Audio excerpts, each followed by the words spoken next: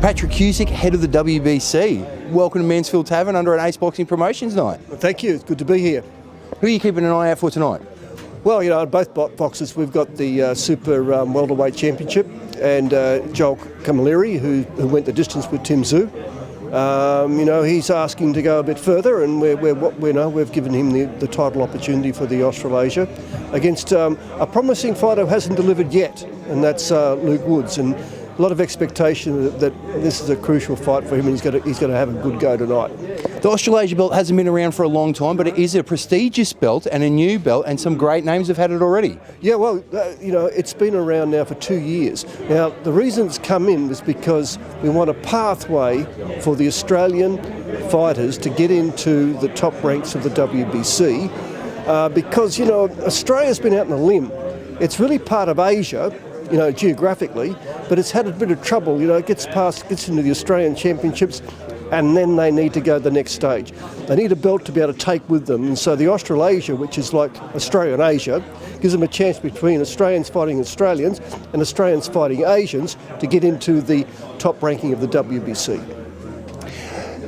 That is a belt that helps a lot of fighters these days. How crucial is a belt like that when boxing is starting to take off again? I think it's very important because we've had a number of fighters who hit a bit of a dead end when they get to a certain level.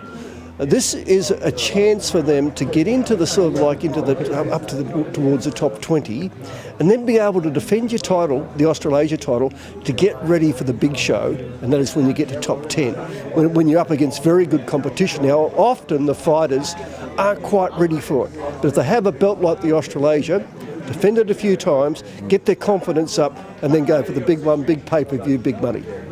Patrick Cusick, that is a great belt, and thank you for looking after our fighters and giving them another pathway in what has been a turbulent couple of years. Has been, but COVID's been pretty tough. You know, fighters are looking now at sort of, you know, embracing the world, getting into the world rankings, and the WBC, you know, we're not easy to get into. But with the Australasia belt, the fighters know they have a good chance. And all you can do is give a fighter a good chance, and that's what the WBC is doing through the Australasia belt. I've only just come back to Australia for 2 years. I've been overseas and based in Asia 30 years.